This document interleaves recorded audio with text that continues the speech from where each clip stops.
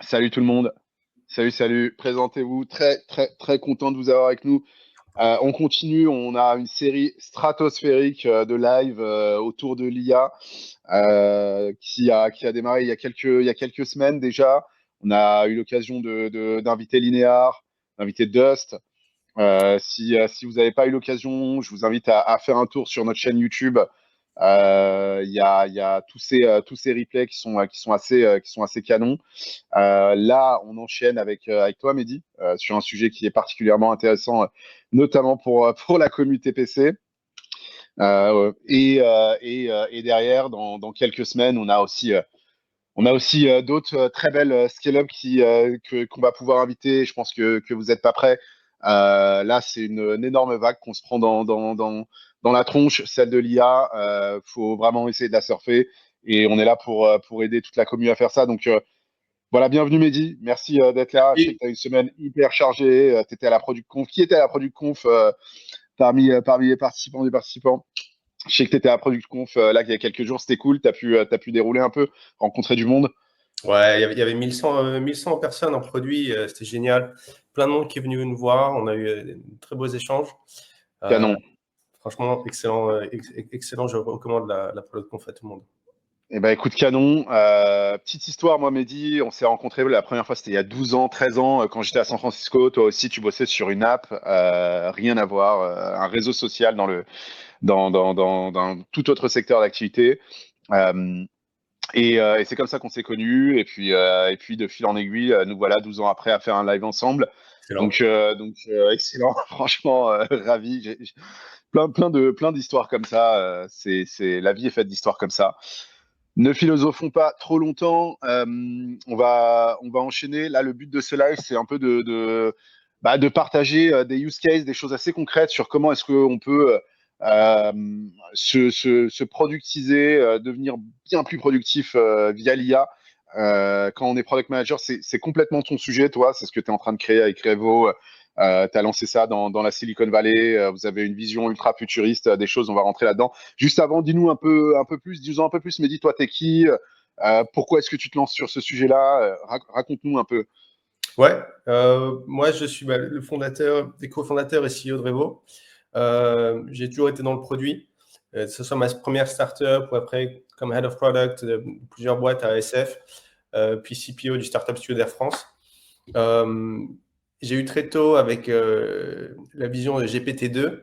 À l'époque, j'ai eu très tôt cette idée que l'IA allait nous propulser dans une nouvelle ère en produit et nous permettre de capturer tous les signaux autour de nous du marché, en interne, en externe, pour être capable de vraiment avoir une vision très claire de ce qu'on va construire et nous faire du coup assister, augmenter par cette IA.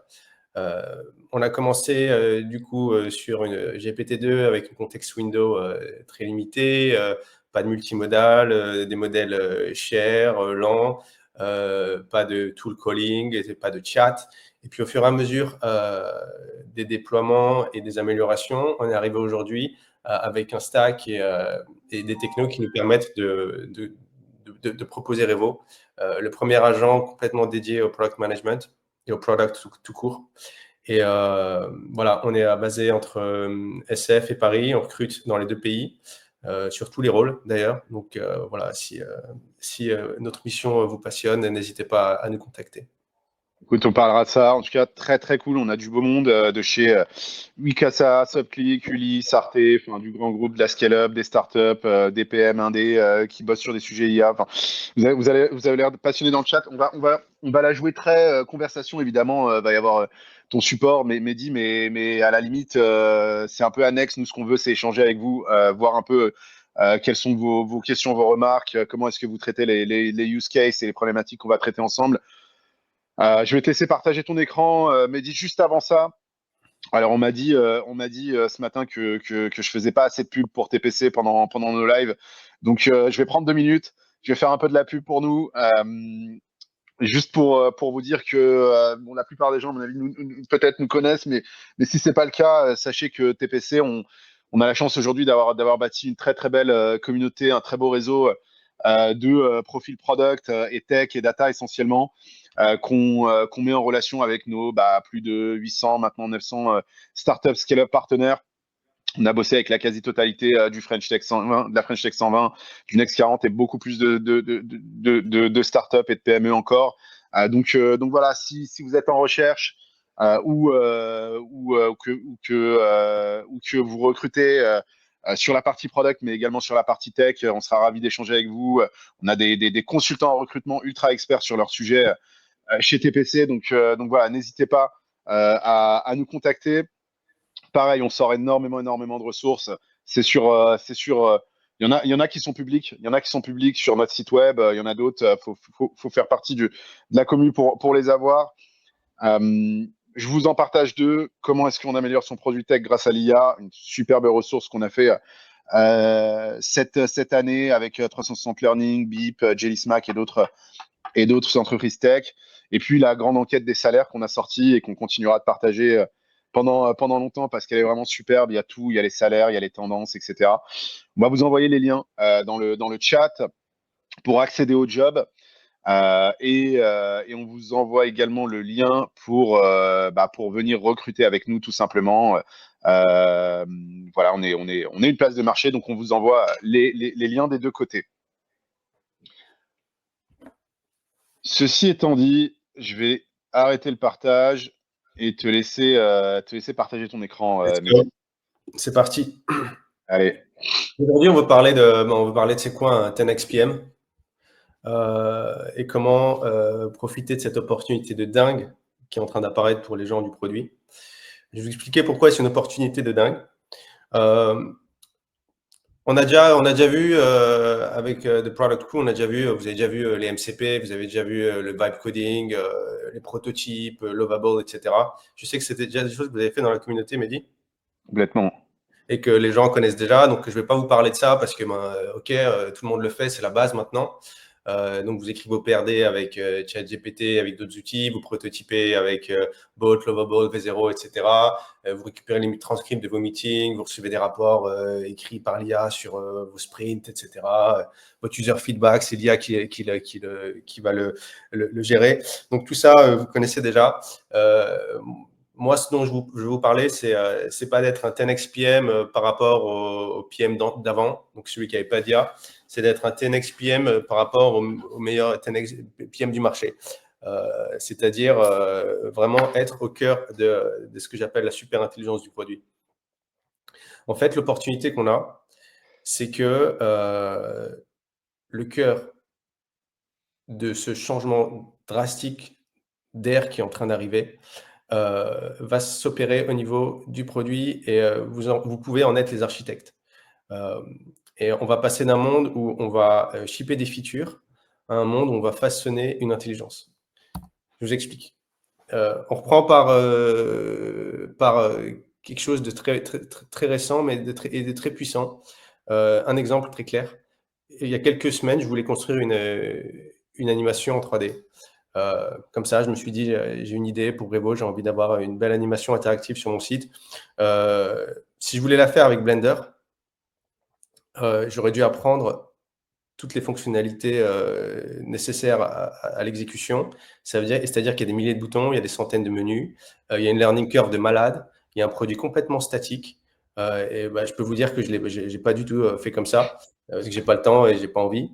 En revanche, vous l'avez sûrement tous déjà commencé à explorer. J'ai demandé à un LLM de me construire ma scène en 3D, en 3JS. Donc, elle m'a construit une scène. Très cool. Donc ça, la plupart d'entre vous ont déjà vu avec The Product Crew, on peut construire des apps avec du code, etc. Le truc qui est magnifique, c'est que au-delà de parler à ton LLM et qu'il t'écrive du code, on va pouvoir aller beaucoup plus loin. Ici, j'avais envie qu'on ait un cylindre central et plein de cylindres qui tournent autour de Revo. Donc ça, c'est le logo de Revo et ça, c'est toutes les apps auxquelles ils se connectent. Le problème, c'est que je ne vais pas passer ma journée à chatter et à attendre qu'il modifie les trucs un par un. Donc, ce que je lui ai demandé de faire, c'est de me créer une interface juste pour moi, avec juste les contrôles qui m'intéressent. Donc ici, vous voyez, je voulais pouvoir contrôler la distance entre mes cylindres central et les autres cylindres. Je voulais pouvoir changer la couleur de mes cylindres. Je voulais pouvoir changer les logos, etc. Et en fait, le LLM a créé une interface à la volée, juste pour moi. Une expérience utilisateur conçue pour mon besoin, pour ma vision. Et même pour l'export, je lui ai demandé d'avoir un bouton pour exporter ça en vidéo après avoir fait un loop de 720 degrés. Ça m'a pris moins d'1 heure. J'avais une interface juste à moi, complètement custom. Le monde de demain, c'est ça en fait. C'est là qu'on est en train d'entrer. À l'échelle d'une UI, ça donne ça. Mais ce qui m'intéresse surtout, pour devenir justement ce 10XPM et entrer au cœur de l'intelligence produit, c'est de faire ça à l'échelle d'une organisation. Et nous, ce qu'on construit avec Revo, c'est une intelligence qui va capturer tous les signaux humains, 24 heures sur 24, 7 jours sur 7. Et ce qui m'intéresse, moi, c'est que vous soyez les acteurs, les architectes de ça et que vous vous placiez au centre de ce nouveau mouvement et de cette nouvelle opportunité. Ici, Revo, il va capturer tous les feedbacks utilisateurs. Il va capturer toutes les analytics, tout ce que font les gens. Il va capturer toutes les interactions du support, toutes les conversations sales. Il va aller voir ce qui se passe chez les concurrents sur le marché, automatiquement. 24 heures sur 24, 7 jours sur 7, il ne s'arrête jamais de bosser. En interne, il va rejoindre tous mes calls. Donc, tout ce que je dis, tout ce que je décide avec mes collègues, ça va être noté dans sa mémoire. Il va lire notre doc, il va l'updater. Il va regarder ce qu'on fait comme PR sur GitHub. Il va regarder ce qu'on push comme code et comme release. Il va regarder comment on a organisé qui fait quoi, quels sont les OKR de chacun, quelles sont les features de chacun. Et surtout, sur des scale-up, ça devient très intéressant. Et à partir de tout ça, il va être capable d'exécuter pour nous bien mieux que nous. Et quand je parle à Revo aujourd'hui, il est bien plus au courant de tous les aspects de mon orga, tous les aspects de mon produit que n'importe quel humain dans la boîte. Attends, juste, si tu reviens sur la slide d'avant, il y a une petite question. Alors, je tiens à dire que moi, mon sentiment, c'est que c'est à la fois ultra excitant et en même temps, je suis un peu flippé quand je t'entends, Mehdi. Mais on va rentrer dans le détail. Tu as une question qui est sur user behavior. De quoi est-ce qu'on parle? De quoi est-ce qu'on parle? Est-ce qu'on parle de user behavior sur ton produit, de user behavior de manière générale sur la recherche, sur les moteurs de recherche, sur autre chose, un produit spécifique, sur des social networks? Tu peux nous donner un exemple? Bonne question. En fait, ça, c'est toi qui le façonnes. Et c'est pour ça qu'il y a ce côté architecte de cette intelligence dont vous pouvez être vraiment les acteurs. Donc, cette question, elle est très bonne. Tu demandes, est-ce que c'est les analytics ou est-ce que c'est le marché? Là, c'est une grande catégorie. Ici, moi, je vais aller me connecter à Mixpanel, à Amplitude, à Segment, à Pendo, à Looker, etc. Et je vais analyser avec des time series. C'est mon IA qui va l'analyser. Ce qui se passe, elle va me faire remonter des insights. Je vais vous les montrer après. Mais elle peut aussi qui sort sur le marché. Ouais. Ok. Et bah écoute, on va passer à la suite. Alors en toute transparence, c'est pas du tout sponsorisé, Nio, comme talk. Maintenant, c'est une bonne idée. Merci de me l'avoir soufflé. Et Monique, bah merci beaucoup pour ton compliment. Avançons. Super. Donc en fait, on entre. Moi, ce que j'appelle, c'est la fin du produit. Pourquoi je dis la fin du produit? Parce qu'un produit, en fait, par définition, c'est des fonctionnalités fixes. On a bien vu avec l'exemple que je vous montrais qu'on passe de fonctionnalités fixes à une intelligence adaptive. On passe d'un monde, on est en train d'entrer dans un monde où c'est l'humain qui construit, vers un monde où c'est l'IA qui construit et c'est les humains qui décident. Donc, un système comme Revo, il va être capable de vous dire, voilà, je vous propose telle et telle et telle et telle option. J'ai bossé dessus, je vous donne les PRD, je vous donne pourquoi, je vous donne le comment, et après, vous décidez si vous avez envie de creuser et construire. Donc, AI builds, human decide. On passe d'un monde où on a un seul produit qui construit pour tout le monde, donc Blender, il fait tout pour tout le monde, donc une interface avec tous les boutons, à une expérience utilisateur qui est construite à la volée pour chacun. Et pour avoir une intelligence qui construit une interface utilisateur à la volée pour chacun, il faut qu'elle soit alignée en interne avec l'organisation. C'est pas juste côté UI, c'est côté data, c'est côté infrastructure, c'est côté sécurité. Donc en fait, cette IA qui va construire l'UX pour tout le monde, elle doit vraiment être au centre, au cœur de votre orga. On passe d'un monde de roadmap discrète dans le temps à un monde continu où en fait il y a 24 sur 24, 7 jours sur 7 à l'avance. Et là, il va y avoir des vraies questions d'observabilité. Est-ce que je vois exactement ce qui est fait? Est-ce que je comprends ce qui est fait? Est-ce que ça va pas trop vite pour moi en tant qu'humain pour suivre les progrès? Ça, c'est des vraies questions qu'on voit aujourd'hui émerger chez nous déjà avec nos clients. Et on passe d'un monde où en fait la vélocité c'était la clé. On voulait aller vite, on voulait shipper vite, on avait des cycles de 2 semaines, on avait des sprints. À un monde où ça va peut-être aller trop vite et ça va plus être la clé. La clé, ça va être plutôt de savoir à quel point ce que fait l'IA est aligné avec nos objectifs et avec nos valeurs. Est-ce qu'il y a des questions, Mehdi, là-dessus? Alors peut-être qu'il y a des questions qui vont arriver. N'hésitez pas. En attendant, j'étais en train de bloquer un énervé. C'est fait. Maintenant, non, non, mais ouais, honnêtement, si vous avez des questions, allez-y, allez-y, c'est vraiment le bon moment. Il y a pas de mauvaises questions. Moi, je suis hyper impressionné. Je pense que, voilà, au-delà du fait de s'énerver sur ce genre de choses, c'est vraiment important de les comprendre et de les appréhender. On avance. Ouais, bah, c'est un risque et une opportunité. Moi, ce qui m'intéresse, c'est de voir l'opportunité pour les gens en produit, hein. Le progrès, c'est pas nous qui maîtrisons, hein, ça avance avec ou sans nous. Euh, Clairement. c'est pas la question de savoir si on veut ou pas, c'est en train d'arriver sous nos yeux. Donc, on n'a pas vraiment le choix, on doit s'adapter. Et c'est ceux qui vont s'adapter qui vont gagner. Et ceux qui veulent résister, c'est leur droit. Il y a plein d'autres choses et plein d'autres philosophies dans le monde. Mais voilà, moi, je vous raconte ce que je vois. Le chemin devant nous, je fais une petite prédiction. Peut-être que cette timeline va être beaucoup plus compressée que ça. Peut-être qu'elle va être plus longue, je ne sais pas. En tout cas, aujourd'hui, on voit que l'IA nous assiste. Elle fait remonter des insights, elle écrit nos docs, elle nous écrit des rapports, et l'équipe décide. Quand c'est bien fait, c'est déjà en prod, ça marche déjà, je vais vous montrer chez nos clients. On va entrer dans une phase de symbiose après où l'IA va commencer à construire avec nous des flows, elle va commencer à produire des choses de plus en plus finies et on va choisir. Principalement aujourd'hui, la question, ça va être autour du goût. Est-ce que c'est vraiment aligné avec notre culture, avec nos goûts? Est-ce que ça représente vraiment la qualité, les standards qu'on a envie de sortir? Donc, est-ce que l'IA va être capable d'atteindre nos standards en termes de design, en termes de qualité, en termes de UX en 2026? C'est là que l'humain, pour l'instant, va avoir un rôle clé et je pense surtout aux designers. 2028, on aura peut-être un moment où on atteindra l'autonomie.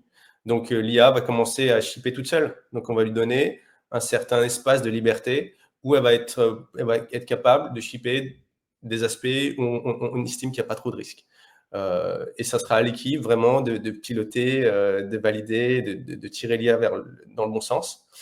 Et après, on va passer dans un monde où on va plutôt être des gouvernants, des architectes. L'IA évolue et nous, notre rôle, ça va être de protéger les valeurs humaines, les besoins humains, les objectifs de l'organisation qui déploie cette IA. Voilà, j'appelle ça governance first. Si tu reviens juste avant, il y a quelques questions un peu sur, ok, comment tu mesures l'alignement. J'imagine que c'est alignement. J'imagine qu'on parle d'alignement avec les. Avec Enfin, les outcomes. exactement. Ouais. En fait, ce qui va compter au final, quand la production et l'exécution elle est de plus en plus automatisée, ce qui va compter, c'est quoi l'outcome? Est-ce que les gens comprennent? Est-ce que les gens apprécient? Est-ce que c'est aligné avec nos valeurs? Donc, la première chose qui me vient à l'esprit, c'est le NPS. Et on peut avoir des choses bizarres qui émergent, des produits qui sont trop efficaces, des produits qui vont trop vite pour les gens, des produits qui manquent d'humanité. Je pense, vous allez en magasin, on a toutes les technos pour aller payer sans caissier, sans caissière dans un magasin, mais on n'en a pas envie, on a envie quand même qu'il y ait de l'humain. Est-ce que ça, c'est des aspects sur lesquels on va devoir vraiment être très vigilant pour faire en sorte que tout ce qu'on produise reste humain et reste aligné avec nos besoins vraiment primaires et nos désirs en tant qu'humain et non en tant que machine? Comment tu gères la human validation versus le flow généré par l'IA? Bah, sur toute la chaîne de création de valeur, on va avoir toutes sortes de leviers. Aujourd'hui, c'est le prompt, c'est le workflow. On reste gouvernant, on reste les maîtres. J'espère qu'on va toujours le rester. Donc, les leviers ils vont évoluer, hein. Aujourd'hui, c'est le prompt. Demain, ça va être autre chose. En tout cas, l'idée, c'est qu'on reste en contrôle et qu'on reste vraiment les architectes et qu'on donne un couloir à l'IA où on met des limites, on met des barrières et elle doit rester dans les clous et suivre vraiment le chemin qui est tracé pour elle. Est-ce que ça, toi qui es un peu au contact, hein, vu que tu vis entre Paris et SF, est-ce que ça, c'est la vision des choses qu'ils ont tu vois, OpenAI, Microsoft, Google, dans la Silicon Valley, c'est de se créer ce couloir où ce sont les humains qui décident et pas les IA qui promptent les IA? Bah ouais, ils appellent ça l'alignement. Tu le vois dans tous les grands modèles, chez Anthropic, chez OpenAI, il y a énormément de travail qui est fait pour sécuriser les modèles. Qu'on voit par exemple moi chez Mistral, tu vois. Mistral, ils ont été beaucoup plus open source, beaucoup plus libres. Alors que chez Anthropic et OpenAI, tu vois il y a pas mal de garde-fous dans les modèles, dans ChatGPT. Il y a plein de choses ils vont faire en sorte qu'il y ait plein de choses qui ne peuvent pas être dites ni faites. Après, on peut toujours jailbreak, on peut toujours outrepasser ces mesures. Et c'est un vrai risque que certains considèrent comme existentiel à SF. Et franchement, on n'est pas vraiment encore rassuré de la direction que prend l'IA avec toutes ces améliorations qui vont un peu trop vite pour les aspects safety, pour les aspects politiques. Vraie question Ouais, existentielle. vraie question. Metrics égale velocity. Metrics, c'est surtout de la valeur. Comment tu définis la valeur? Comment vous priorisez avec, avec l'après-vaux? Bah ça, la valeur, elle peut être autour du NPS, elle peut être autour du chiffre d'affaires. C'est à toi, autour des profits, autour de l'adoption. C'est à toi de définir les métriques que tu as envie de suivre. Aujourd'hui, tu es complètement maître de ce qui remonte, et ce qui t'intéresse et de quels sont les KPI que l'IA doit regarder pour toi. Quand Revo t'envoie un insight, tu lui dis, tu le promptes à l'avance, tu lui dis, moi, ce qui m'intéresse, c'est de suivre le churn. Moi, ce qui m'intéresse, mon OKR de ce trimestre, c'est d'augmenter l'adoption de ce nouveau dashboard qu'on a sorti. Et quand tu lui dis ça, Il peut te challenger, il peut te dire, ah ouais, peut-être que c'est pas ça ton vrai si tu lui OKR. demandes. Donc Si en tu lui fait, demandes, ok. si tu lui demandes de challenger, aujourd'hui, il va Ouais. faire ce que tu lui demandes. Et techniquement, c'est sous la forme de workflows. C'est-à-dire, tu lui dis, regarde tout ce qu'on a fait, telle et telle source de données, analyse si ça correspond à une baisse du churn, et si tu vois qu'il y a une anomalie ou des choses qui vont contre cet OKR, je veux que tu m'envoies un insight et que tu m'expliques pourquoi. Mais tu peux avoir un autre workflow qui va dire, écoute, j'ai envie que tu analyses ce qu'on fait et que tu regardes nos OKR et que tu regardes nos objectifs et que tu me challenges tous les jours. Ça, c'est Et le c'est à workflow toi du de lui CEO, demander. ça. De la CEO. Exactement. Et c'est à toi de Il y a lui demander Florent, de challenger aujourd'hui. il y a Euh, Florence qui nous demande, là, tu parles d'automatiser, centraliser déjà ce qu'on fait au quotidien dans le produit. Est-ce que c'est vraiment ça? En partie, ouais, faut pas se mentir. Si tu veux continuer de faire tout ça sans l'IA, et si tu penses que l'IA va pas être capable de le faire très bientôt, je pense que bah, tu te rends pas compte de la vitesse à laquelle ça va être, ce qu'on va être capable de faire avec. Donc moi, ce qui m'intéresse, c'est de faire avec des gens comme nous, des gens du produit, de se positionner vraiment comme architecte de cette intelligence. Et le produit, ça va être cette intelligence, ça va être, et j'aimerais que ce soit nous qui la contrôlions, qui la mettions en place, qui la maintenions, qui la façonnions. Ça va être un travail énorme. Et en fait, c'est un autre layer, c'est le layer d'intelligence sur lequel on va travailler, qui lui va produire. C'est un peu comme du code, c'est une autre forme, c'est un autre layer au-dessus du code. C'est le layer sur lequel nous, on va travailler. Voilà, c'est un nouveau layer d'abstraction. Il y avait le code bas niveau, il y avait le code back-end, il y a le front. Maintenant, il va y avoir ce layer d'intelligence sur lequel on va, nous, devenir les acteurs. Alors, on a une question d'Assen aussi sur les frameworks. Les frameworks Scrum, les sprints. Est-ce que ça va évoluer? Est-ce que tu vois, enfin, comment est-ce que tu vois les organisations évoluer, Mehdi? Je pense que la première étape, c'est de garder son framework s'il marche et si on est content avec, et de faire de l'IA un partenaire dans ce framework. Donc, s'il y a quelque chose qui correspond à votre culture, à votre méthode de travail auquel vous êtes habitué, faites entrer l'IA dedans pour qu'elle travaille comme vous. Donc, c'est vraiment ça aujourd'hui. Le Revo de chaque boîte, il est différent. Quand je dis Revo, ça peut être un autre système d'IA que vous construisez en interne. Votre système d'IA, il peut être vraiment unique, unique et correspondre exactement à votre culture, à votre mode de travail aujourd'hui. Moi, je commence vraiment comme ça en me disant, faut que ça soit naturel, faut qu'il bosse comme nous, faut qu'il évolue avec nous. Et après, on peut lui demander de nous challenger. Une fois qu'il est dans le système, une fois qu'il tourne, une fois qu'il a compris comment ça marche, c'est ce qu'on fait, et qu'il a accès à la fois aux méthodes, à l'exécution et aux outcomes, qu'il soit capable aussi de venir nous dire, écoute, là, je pense qu'on pourrait faire mieux sur ceci et cela, et d'être à l'écoute justement et de construire cette relation symbiotique. Il y a une question d'Yvan que moi je me pose aussi, c'est on ne pourra pas automatiser complètement la discovery, l'alignement des parties prenantes. Je reviens sur la discovery. J'ai le sentiment qu'on va naturellement vers ça, quoi, qu'on migne naturellement vers, en gros, la delivery, elle est prise en cisaille entre euh, entre l'IA qui va nous aider à aller beaucoup plus vite sur, je sais pas moi, les specs, les critères d'acceptation, etc. Des devs, voire des lead devs ou des engineering managers qui eux-mêmes prennent en charge une grosse partie de la delivery. Est-ce que finalement le futur product manager, là, c'est pas un truc full orienté discovery, full orienté création d'impact, quoi. Non, je pense que la discovery, elle va être très symbiotique avec l'IA et l'IA a un rôle énorme à jouer dedans. Je vous donne un exemple. Revo, il rejoint tous mes calls. voyez, il rentre dans mes meetings.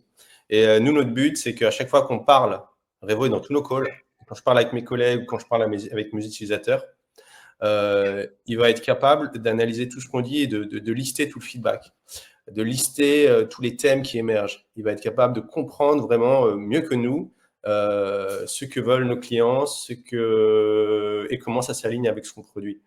Et l'idée, c'est de parler un maximum, justement, d'être avec les collègues dans les calls, de créer un maximum d'intelligence, parce que ce que je disais au début, c'est qu'en fait, on veut que l'IA capture les signaux humains. L'IA est construit pour nous. Et donc, nous, on doit être capable d'exprimer nos besoins, nos désirs, notre situation, parce qu'elle n'est pas capable de comprendre ça sans nous. Et donc, l'idée, c'est justement de garder ce contact humain, de parler avec les clients, de parler avec les collègues, mais d'avoir votre IA, ici Revo, dans tous les calls, qui est là, analyser, capturer tous les signaux, tous les insights. Et pour qu'elle soit capable de le faire, en termes de discovery, il faut être capable de très, très bien expliquer à l'IA ce que vous faites.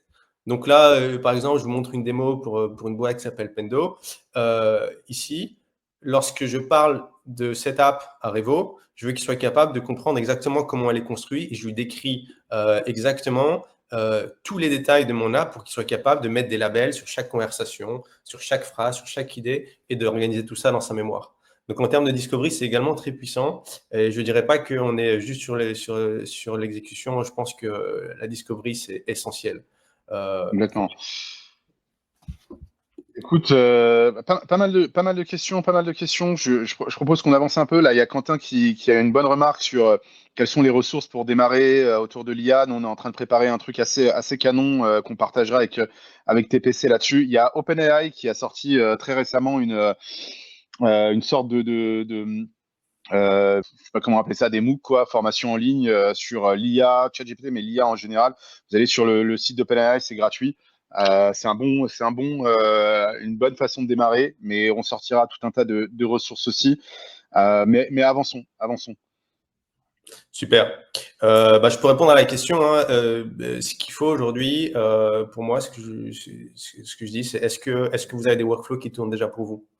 Est-ce que vous avez un LLM qui tourne 24/24, 7 jours sur 7, qui est en train d'aller analyser tout ce qui se passe dans votre sprint, tout ce qui se passe dans le feedback utilisateur, tout ce qui se passe chez les concurrents, tout ce qui se passe dans vos meetings, tout ce qui se passe dans votre Slack, tout ce qui se passe dans votre base de données de doc? Est-ce que vous avez une IA qui fait déjà ça? Donc, les gens, ils utilisent toutes sortes d'outils pour aller capturer ça. Ils utilisent Nighten, Zapier, Make, Relay.app, Gumloop, toutes sortes d'outils pour faire ça de manière un peu artisanale. Donc, en fait, tu dis à l'IA, d'abord, va chercher mes tickets Jira.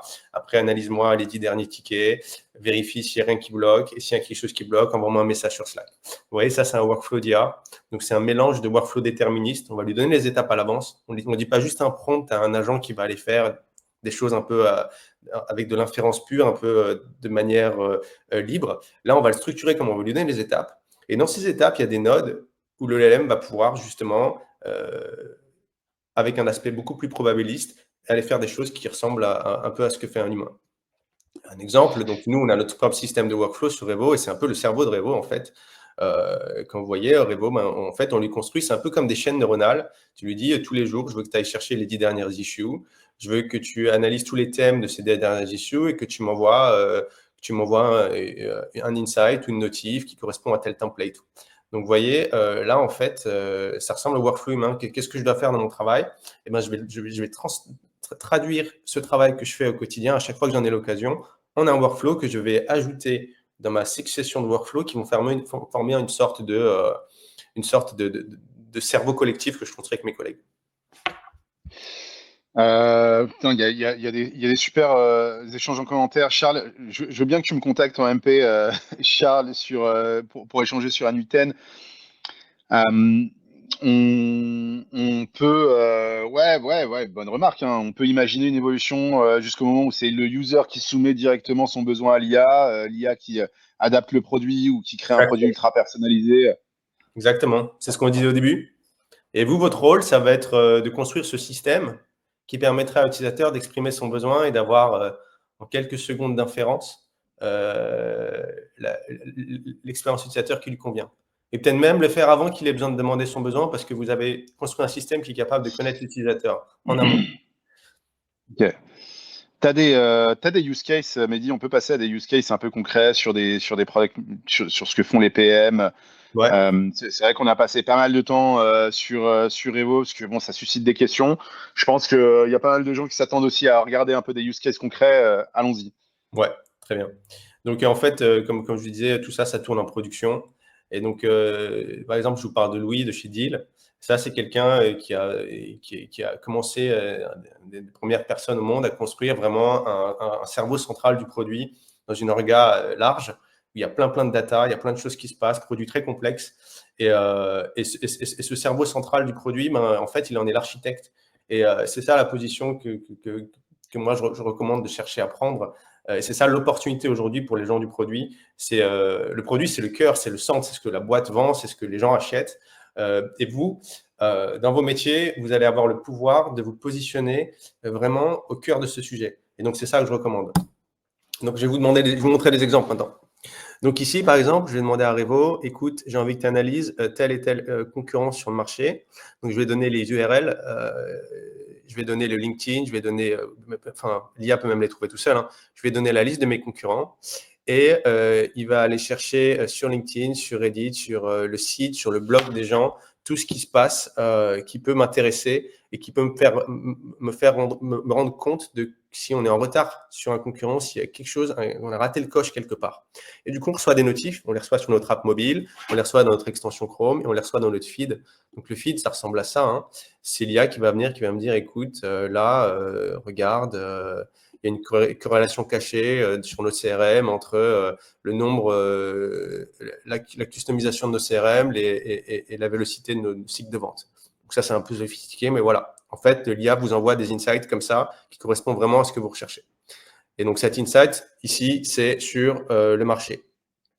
Il va aussi regarder ce que font les utilisateurs. Il va vous dire, écoute, là, il y a une friction sur tel aspect du produit. Là, il y a un segment qu'on voit émerger qui est vraiment utile pour nous. On n'a pas encore commencé à définir c'est quoi ce segment, mais vraiment, ils ont l'air d'être très engagés.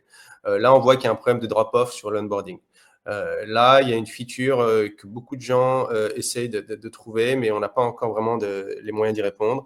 Les gens qui cliquent, les rage click clusters qui étaient détectés sur telle feature, il y a vraiment un problème, il faut qu'on ait regardé ce qui se passe. Pareil pour le feedback, vous avez déjà vu, il y a plein d'outils sur le marché qui permettent d'analyser le feedback automatiquement. Donc, ça ressemble à ça. Vous avez l'outil, donc déjà, on va définir vraiment une taxonomie pour que le système soit vraiment capable de comprendre notre produit. Et après, il va aller lire sur Salesforce, sur Intercom, sur Zendesk, tous les feedbacks, tout ce que les gens disent un par un. Donc, un humain ne peut pas faire ça dans une scale-up ou une grosse boîte, aller lire tous les feedbacks.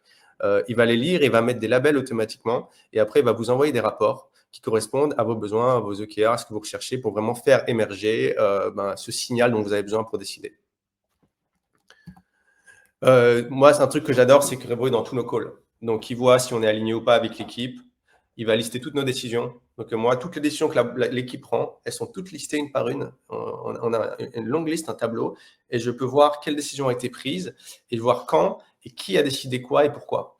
Ça, c'est magique parce qu'on a le sentiment d'avoir ce filet de sécurité. On est toujours, tout est toujours noté, tout est toujours écrit, ce qui fait que on peut se concentrer vraiment avec mes collègues sur l'aspect décisionnel, sur l'aspect créatif et pas d'aller noter, d'aller enregistrer, d'aller se rappeler qui a dit quoi, etc. On passe énormément de temps à chercher dans nos métiers en vrai. J'aimerais qu'on ait passe beaucoup moins de temps à chercher et qu'on ait l'info, le signal directement toujours au bout des doigts. Donc, il est capable de me dire, est-ce qu'on est aligné avec nos OKR? Quelles sont les tâches? Quand je parle dans mon meeting, aujourd'hui, c'est Revo qui va me créer mes tâches automatiquement. J'ai plus besoin d'aller créer des tâches, d'aller noter. Et en plus, comme il a le contexte, il m'écrit ma tâche peut-être mieux que moi ce que j'aurais fait. Il peut aussi nous coacher. Donc, je lui dis, écoute, j'aimerais que tu me coaches sur notre manière de communiquer. J'aimerais que tu nous coaches. J'ai une cliente, elle veut te coacher sur l'utilisation de l'IA. À chaque fois que Revo voit que elle n'utilise pas assez l'IA dans son quotidien, et ben, elle va lui montrer une opportunité d'utiliser l'IA pour faire encore mieux ce qu'elle fait aujourd'hui sans. Les chats, pareil, votre IA, vous pouvez la connecter à Slack, à Discord, à Teams, pour qu'elle aille chercher tous les signaux, tout ce que dit l'équipe. Comme ça, quand je parle à Revo le matin, quand je lui dis salut, il ne va pas me dire salut, comment je peux t'aider. Il va me dire salut, j'ai vu qu'Alex bosse là-dessus et qu'Olivier vient de sortir la dernière version des workflows. Et là, aujourd'hui, tu as un call avec The Product Crew. Est-ce que tu es prêt? Est-ce que tu as besoin d'aide? Est-ce que tu veux un petit récap? Donc, en fait, c'est grâce à tout ce que je dis dans Slack et dans mes meetings qu'il est capable de connaître tout ça. Et puis, bien sûr, l'exécution. Vous l'avez souvent, une bonne partie d'entre vous a déjà connecté son Jira, son Linear, son Notion à une IA qui est capable de vous faire remonter des insights et de vous dire, écoutez, les mecs, là, il y a des tickets qui n'ont pas bougé depuis 2 semaines, je ne comprends pas pourquoi, est-ce que vous avez besoin d'aide, etc. Donc voilà, c'est le genre de workflow que vous pouvez construire. Ça commence par aller chercher la source de données, la prompter pour dire récupère tel ticket, récupère tel message sur Slack, récupère tel meeting, fais-moi d'abord un sommaire. Une fois que tu as le sommaire, prends mes 10 derniers meetings et crée-moi un contexte dans mon chat pour quand on parle, tu as toujours les 10 derniers meetings en mémoire. Voilà, c'est le genre de workflow que vous pouvez faire. Et quand vous commencez à aligner ces workflows les uns avec les autres, vous commencez à vous construire vos propres cerveaux. Et moi, ce que je vous conseille d'avoir tous, c'est une IA, un agent qui vous connaît quand vous lui parlez. Il sait ce que vous avez fait hier, il sait ce que vous avez à faire aujourd'hui, il sait ce que vous avez dit avec vos collègues la semaine dernière. Comme ça, vous n'avez plus besoin de chercher et vous pouvez vraiment vous concentrer sur l'humain et avoir des relations beaucoup plus intéressantes avec les collègues, qui sont des relations créatives, des relations de construction et pas des relations de management, de prise de notes, d'alignement. Ça a été implanté où est-ce que ce genre de système, tu vois, d'agents, donc tu nous as parlé de cette personne chez Deal. Tu as d'autres exemples où ça a pu être implémenté et tu vois, d'impact que ça a pu avoir en fait sur la recherche, sur la connaissance en interne, l'alignement ou autre. Ouais, on a plein de use cases hyper intéressants. En fait, l'IA, elle peut vraiment changer la vie de certains professionnels du produit. Par exemple, j'ai un exemple que j'aime beaucoup. Tu as une CPO qui est française, mais qui a rejoint une boîte finlandaise, qui parle tous anglais très bien, donc qui bosse principalement en anglais, mais c'est sur le marché finlandais. Elle ne comprend pas le finlandais, elle ne le parle pas, elle n'a pas besoin, sauf pour le feedback utilisateur. Elle était complètement exclue de tout ce process de feedback utilisateur parce que c'était pas du tout en anglais et elle parle pas le finlandais. Et là, un des premiers use cases qu'elle a mis en place, c'était moi, je veux être capable d'avoir vraiment une idée très claire de ce que disent nos utilisateurs, mais je veux que ça soit en anglais et je veux que ça soit au quotidien.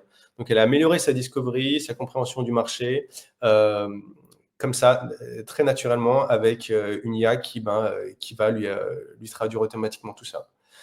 J'ai des gens qui ont envie, j'ai aussi des CEO qui me disent, moi, j'ai des problèmes d'alignement entre mon équipe finance, mon équipe marketing, mon équipe produit. J'aimerais que ça remonte très vite chez moi quand ces problèmes d'alignement émergent pour que je puisse comprendre ce qui se passe et agir et corriger le tir. Voilà, et les boîtes qui sont plutôt, en fait, ça c'est aussi intéressant pour vous. Je pense qu'on ne va pas mettre en place les mêmes agents, les mêmes niveaux de complexité et de système d'IA selon qu'on soit dans une startup, dans une scale-up, dans un grand groupe, qu'on soit indépendant. Pour les indépendants, je conseille vraiment vous avez la liberté de faire plein de choses. Commencez à construire des systèmes d'agents à vous, avec vos méthodes que vous pouvez déployer chez des clients. Vous pouvez vendre une sorte de consulting augmenté. Ça, je trouve ça hyper intéressant. Pour les startups, ça va très vite. L'idée, c'est de gagner du temps. Donc, ce que vous avez déjà montré avec TPC, faire du vibe coding, faire des prototypes, écrire des documents plus vite, capturer tout ce qui se dit dans les calls sans faire de travail. Mais il n'y a pas encore la matière et la donnée dans une startup early stage pour aller exploiter. Pour quelqu'un qui fait du produit disons dans une petite startup série A, tu as une ou deux personnes au produit, tu recommandes de démarrer où? En fait, par quoi? Qu'est-ce que cette personne devrait aller, dans quoi cette personne devrait aller mettre de l'IA? Parle de quoi? Des calls utilisateurs pour les analyser. Vous voyez, là, j'ai laissé les catégories. Moi, je conseille d'aller là où il y a vraiment une pain importante. Là, on se dit, écoute, moi, j'ai trop de feedback utilisateur, j'arrive pas à le lire, ou je ne sais pas ce qui se passe dans nos call sales, ou on n'a pas de visibilité sur nos sprints, il est mal organisé, ou notre base documentaire n'est pas à jour. J'aimerais que l'IA voit qu'il y a des gaps dans notre base doc parce que là, on n'arrive plus à suivre. En fait, de la déployer là où il y a le feu, quoi. Ça, Series A, on commence à avoir le feu dans certains endroits. Startup, early stage, c'est beaucoup plus artisanal. Donc, c'est vraiment l'endroit où il y a encore beaucoup d'intuition, beaucoup où l'IA va pas forcément être capable de remonter des signaux suffisamment pertinents parce que justement, vous êtes en train de créer quelque chose de nouveau. Scale-up, sweet spot, ils sont à la fois assez rapides pour déployer tous les outils les plus avancés, comme le fait Deal, boîtes qui vont très très vite, qui ont une croissance énorme, qui sont très à la pointe en termes d'adoption d'outils et qui ont les moyens de mettre des gens dessus complètement dédiés. Et dans les grands groupes, ce que je conseille, il y a des moyens, mais il y a des contraintes de sécurité, de compliance, etc. Il faut pousser à créer des équipes dédiées, à construire ce cerveau central, ce cortex IA dans l'organisation, parce qu'il y a les moyens de le faire. Donc, ça veut dire des ingés en IA, construire son propre système, etc. Et ce que je conseille aux gens du produit, c'est vraiment de faire en sorte d'en faire partie, d'aller se positionner pour faire partie de ces équipes qui vont justement devenir les architectes de l'IA interne. Je pense que les gens du produit sont les plus centraux, les plus cruciaux, les plus à même de produire ces systèmes et d'en être au cœur. Donc, si vous voyez qu'il y a cette émergence, cette opportunité émerge dans notre grosse orga, faites en sorte d'en faire partie. Et voilà. Et le conseil. Ça, c'est des efforts qui ont commencé à émerger justement, dans des entreprises tech que tu connais. Je sais pas, que ça porte un nom en particulier. C'est le AI Product Manager, c'est devenu un peu le titre qui peut métamorphoser votre carrière aujourd'hui. Les gens, ils s'arrachent. En fait, ça va tellement vite qu'au leadership, ils vont donner la voix à des gens qui n'étaient pas forcément exposés au leadership avant. Si vous maîtrisez Cursor, si vous maîtrisez Lovable, si vous sortez des protos de malades et que vous allez faire des workflows et que vous avez toute cette expertise, vous allez être capable d'aider en interne avec cette nouvelle catégorie de savoir-faire, ces nouveaux talents qui vont être très recherchés dans votre orga. Et donc, faites en sorte d'être ceux dont on a besoin, à qui on demande conseil et à qui on va demander comment on peut mettre en place ce système en interne pour avoir une IA qui tourne 24 heures sur 24, 7 jours sur 7 et qui est proactive pour nous. Est-ce que tu vois des limites, Mehdi, à Revo? Est-ce que tu vois des limites dans ton quotidien, dans la façon dont tu l'utilises? Des limites, aujourd'hui, il y en a plein, sur tous les plans. Et en même temps, théoriquement, il n'y en a quasiment plus aucune. Théoriquement, je vois qu'on peut à peu près tout faire. Et en pratique, ça demande du travail, ça demande d'investir du temps. Ce n'est pas encore une solution plug and play. C'est pour ça qu'on l'offre aux startups. Il faut être capable d'allouer des gens très motivés qui sont capables de faire la taxonomie, l'ontologie de son produit, c'est-à-dire de décrire extrêmement bien quelles sont les différentes fonctionnalités, quels sont les différents OKR, quelles sont les différentes initiatives, de mettre des labels surtout, et puis aussi d'être capable de décrire comment l'organisation fonctionne à son IA. Donc, il y a tout un travail de mise en place, d'entraînement. Ça, c'est le vrai challenge. Hein, c'est quand est-ce qu'on aura quelque chose de... Il y a un vrai ramp-up, quoi. Ouais, self-serve, une IA qui sera capable de s'onboarder toute seule. Donc ça, c'est notre plus gros challenge aujourd'hui. Aujourd'hui, tu l'as construit. Et en même temps, heureusement, parce que bon, on a quand même envie de faire quelque chose et d'avoir du travail. Donc voilà, c'est ce nouveau chantier où il y a quand même voilà, des ressources à investir pour mettre en place ça. Vous pouvez le faire avec Revo, donc c'est construit pour ça, et vous le faire avec toutes sortes d'outils, vous pouvez le faire en interne. Il y a plein de moyens de le faire, mais l'idée, c'est de combiner votre data, toutes vos sources de données avec des workflows qui tournent 24 heures sur 24, 7 jours sur 7, que vous construisez et maîtrisez. Il y a vraiment des commentaires hyper drôles. Allons utiliser Revo et puis voyager à Bali, sauver les tortues. Il y a beaucoup de questions autour du RGPD aussi. Mais quand tu installes des systèmes IA, que ce soit Revo ou un autre, hein, quand tu installes un système IA, comment est-ce que tu t'assures de la confidentialité des données? Très gros sujet. Franchement, c'est un des sujets clés, surtout pour les grands groupes. Nous, on a très très vite, au tout début, on s'est dit, on va faire toutes les certifs de sécu possibles. ISO 27701, ISO 27001, SOC de type 2. On a investi énormément d'argent pour offrir un système très secure avec plusieurs audits par an, audit interne, audit externe, un système bulletproof en termes de sécu. Essentiel, parce que comme vous le voyez, si vous voulez maîtriser tous ces flux de données, capturer tous ces signaux, il faut tout connecter. Et pour tout connecter, il faut montrer patte blanche, il faut avoir vraiment la capacité à sécuriser tout ça. Moi, un des prochains recrutements, ça va être quelqu'un en sécurité full-time en fait, on y arrive. C'est le sujet clé quand j'onboard des nouveaux clients. On passe beaucoup de temps à remplir des questionnaires de sécurité, creuser le sujet avec les DPO, avec les CISO pour être capable de dire, OK, voilà, on est hyper bien ficelé sur ce sujet. Aujourd'hui, j'ai le sentiment, tu vois, qu'en parlant pas mal de PM et puis en lisant les commentaires, j'ai le sentiment que tu as quand même une bonne partie qui utilise pour le moment un peu les basiques, hein, que ce soit ChatGPT, Mistral, Perplexity ou autre, quelques outils un peu basiques. Une fois, je reviens dessus, mais c'est parce que c'est une question qui revient quand même pas mal.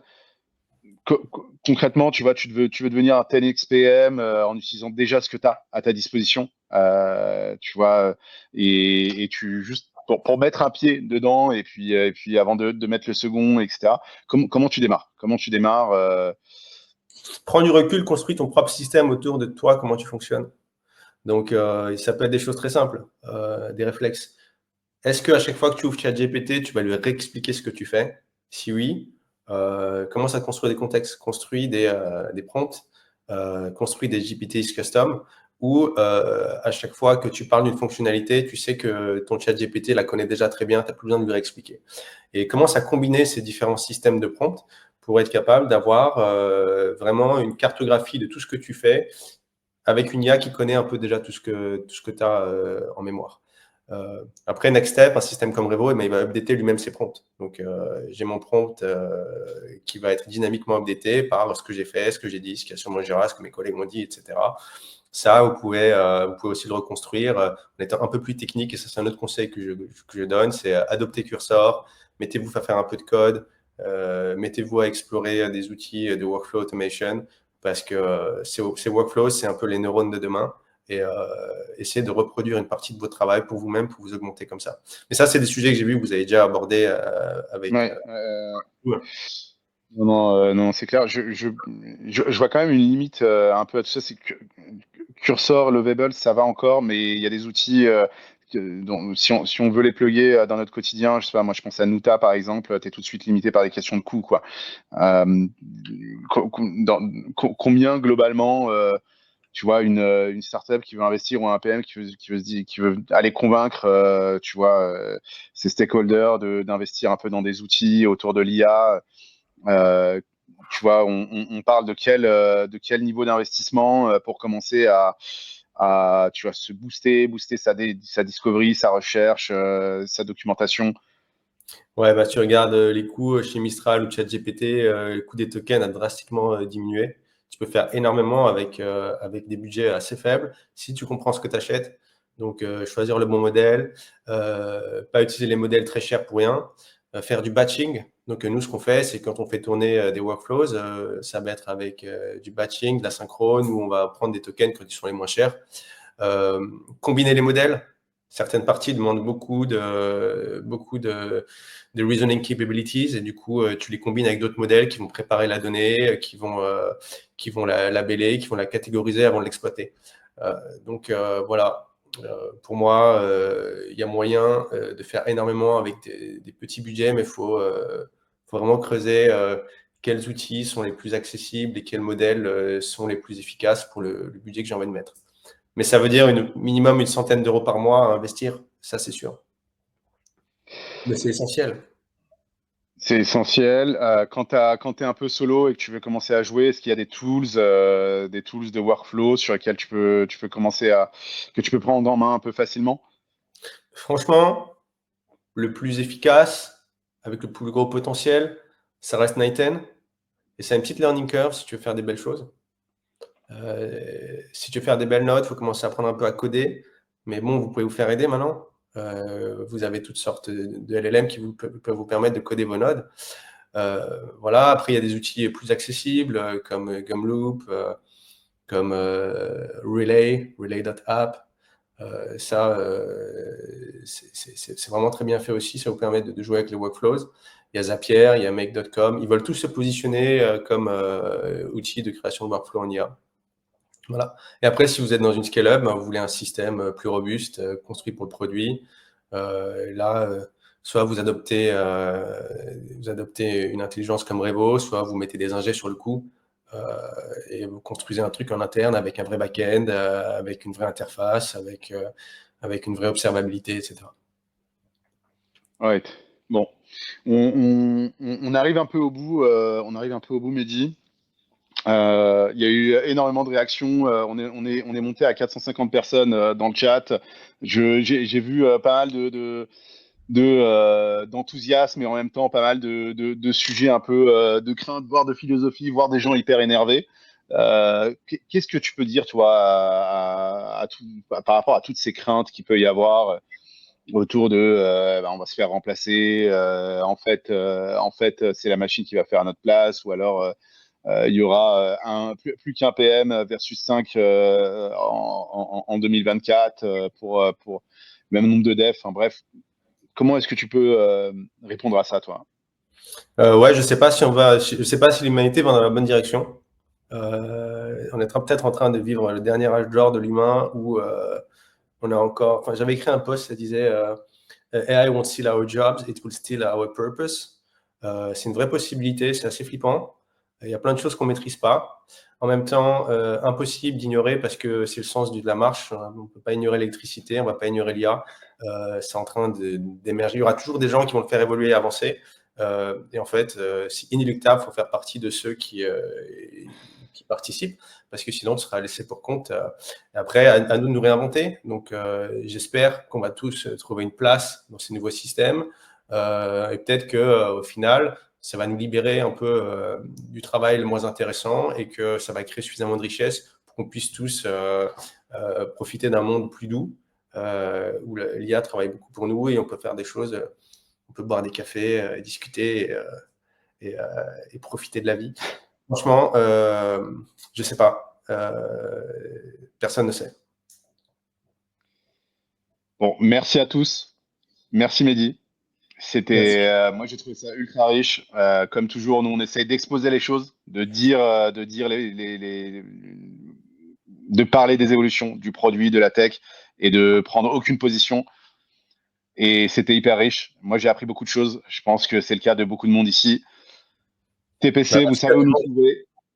Mehdi, Merci. je pense que du monde te contactera sur LinkedIn. En tout cas, n'hésitez pas. Et bonne journée à tous. Bon appétit. À bientôt. Allez, merci. Ciao. Bye bye.